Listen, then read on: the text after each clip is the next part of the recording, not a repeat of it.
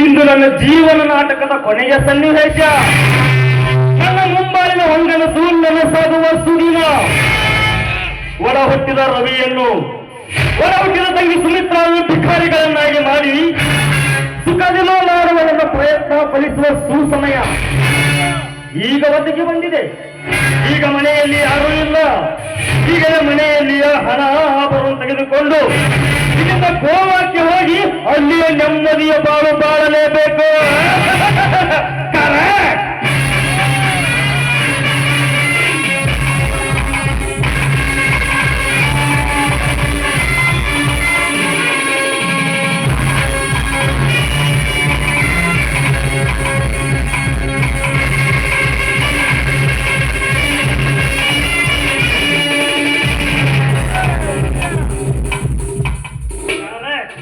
ಈಗಲೇ ಕಾಲು ಕೀಳಬೇಕು.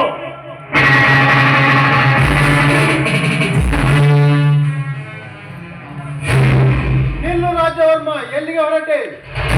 ಅವನು ಕೇಳಲು ನೀನ್ಯಾರು? ನಾನ್ಯಾರು? ಯಾವಳ ಅಂಗಾಂಗ ಸುಖಕ್ಕೆ ಆತೊರೆದ ಅವಳ ಬಾಳನ್ನು ಹಾಳು ಮಾಡಿದೆಯೋ ಅವಳ ಅಣ್ಣನೇ ನಾನು. ಈಗಲಾದರೂ ಅರ್ಥವಾಯಿತೆ ಮಿಸ್ಟರ್ ರಾಜವರ್ಮ?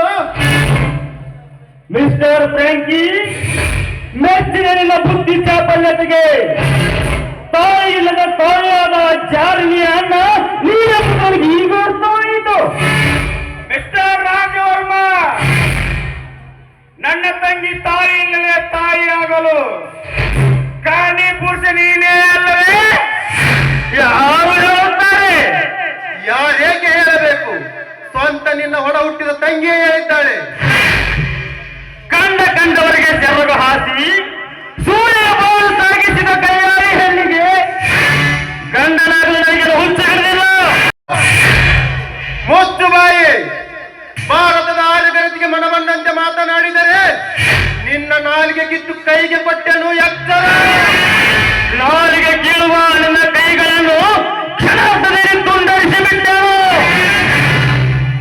ರಾಜವರ್ಮ, ಸುಚಾರಿತ್ರವಂತ ಹೆಣ್ಣನ್ನು ನಿನ್ನ ಬಣ್ಣ ಬಣ್ಣದ ಮಾತಿನಿಂದ ಮರಳುಗೊಳಿಸಿ ಅವಳ ಸುಂದರವಾದ ಬಾಳನ್ನು ಹಾಳು ಮಾಡಿ ದುರಂತ ದೋಣಿಯಲ್ಲಿ ಅವಳನ್ನು ಕೂರಿಸಿ ಉಕ್ಕಿ ಬರುವ ಸಮುದ್ರದಲ್ಲಿ ಆ ದೋಣಿಯನ್ನು ತೇಲಿ ಬಿಟ್ಟು ಸಮುದ್ರದ ದಂಡೆಯಲ್ಲಿ ನಿಂತು ಕೈ ಚಪ್ಪಾಳೆ ತಟ್ಟಿ ಅಪಹಾಸ ನಗುನಗುವ ನಿನ್ನಂತ ಕ್ರೂರನ ಕೊಲೆಗೈಯಲೆಂದು ಕಂಚನ ಬದ್ಧನಾಗಿ ಬಂದಿರನು.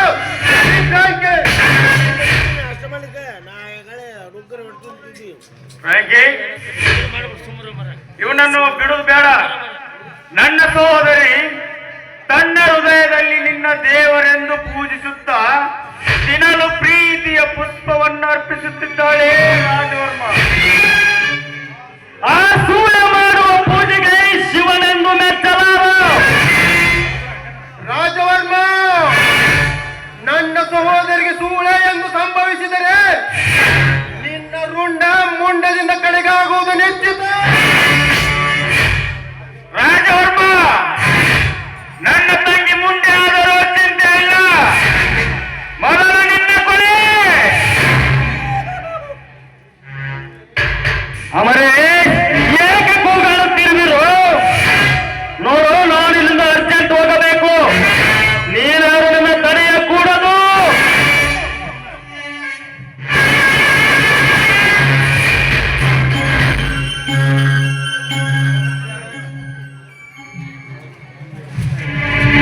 ನಾವಾರು ನಿನ್ನನ್ನು ತಡೆಯುವುದಿಲ್ಲ. ಸದ್ಯ ಇಲ್ಲಿಂದ ಹೊರಟು ಹೋಗು, ನಿನ್ನ ಮಡದಿ ಹಾಗೂ ಮಗುವಿನೊಂದಿಗೆ. ಮತ್ತೆ ಬಂದರೆ ವಿಷ ಸರ್ಪ. ಅಂತೆಯೇ ಕಂಡವರು ಕಚ್ಚಿ ಅವರ ಜೀವನವನ್ನು ಹಾಳು ಮಾಡಬಾರದೆಂಬ ಸುದ್ವೇಷದಿಂದಲೇ ಈ ವಿಷ ಸರ್ಪದ ಹಣ್ಣುಗಳನ್ನು ಕೀಳಲು ಬಂದಿರುವೆ. ಪಾಲಾಕ್ಷಿ, ಮತ್ತೆ ಕರೆ ತಂದಿದೆ ಈ ಕಾಲು ಜಾರಿದ ಹೇಳಲ್ಲ. ರಾಜ್ಯವರ್ಮ, ಮನ ಬಂದಂತೆ ಬೊಗಳಬೇಡ. ಸುನಿತಾಳ ಕೊರಳಿಗೆ ನೀನು ಮಾಂಗಲ್ಯ ಕಟ್ಟದಿದ್ದರೂ ಚಿಂತೆ ಇಲ್ಲ. ಎಲ್ಲ ಆಸ್ತಿ ಸಿರಿ ಸಂಪತ್ತನ್ನು ಸುನಿತಾಳ ಹೆಸರಿಗೆ ಬರೆದುಕೊಟ್ಟಿರುವೆ. ಮನೆಯಲ್ಲಿ ನೀನು ತೊಟ್ಟ ಬಟ್ಟೆ ವಿನಃ ಬೇರೆ ಯಾವುದರ ಮೇಲೂ ನಿನ್ನ ಅಧಿಕಾರವಿಲ್ಲ. ಆ ಸುಟ್ಟೆಸನಲ್ಲಿದ್ದು ಖಾಲಿ ಕೈಯಿಂದ ಹೊರಬೀಳು. ಪಾಲಾಕ್ಷಿ, ನಾನು ಯಾವಾಗ ಬರೆದು ಕೊಟ್ಟಿರುವೆ? ಅಂದು ಖಾಲಿ ಬಾಂಡ್ ಪೇಪರ್ ಮೇಲೆ ಸಹಿ ಮಾಡಿದೆಯಲ್ಲ, ಅದೇ ನೀನು ನಿನ್ನ ಆಸ್ತಿಯನ್ನು ಸುನಿತಾಳ ಹೆಸರಿಗೆ ಬರೆದುಕೊಟ್ಟ ಕಾಗದ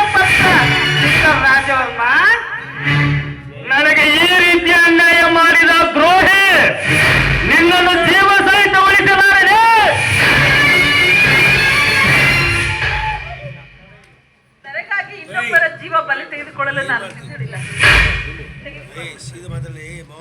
ನಿಮಗೆ ಜನಿಸಿದ ಈ ಮಗುವಲ್ಲ, ನಮ್ಮಿಬ್ಬರ ಈ ಪ್ರೇಮದ ಕುಡಿಯನ್ನ ಚೆನ್ನಾಗಿ ಜೋಪಾನ ಮಾಡಿ.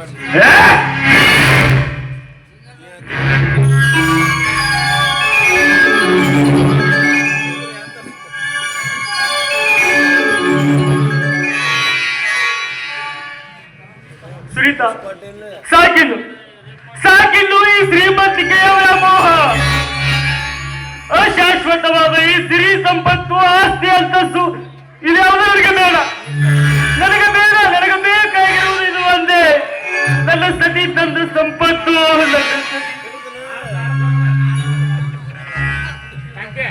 ಈಗಲಾದ್ರೂ ಮನ ಪರಿವರ್ತನವಾಯಿತೆ ರಾಜವರ್ಮ ಜಮೀನ್ದಾರರೇ. ಅಜ್ಞಾನದ ಆಗರದಲ್ಲಿ ಮುಳುಗಿದ್ದ ನನ್ನನ್ನು ನಿನಗೆ ಕೋಟಿ ಕೋಟಿ ಅಭಿನಂದನೆಗಳು ಪಾಲಕಿ. ರವಿ ರವಿ, ಇನ್ನು ಮೇಲೆ ನೀನೇ ಈ ಮನೆಯ ವಾರಸ್ದಾರ.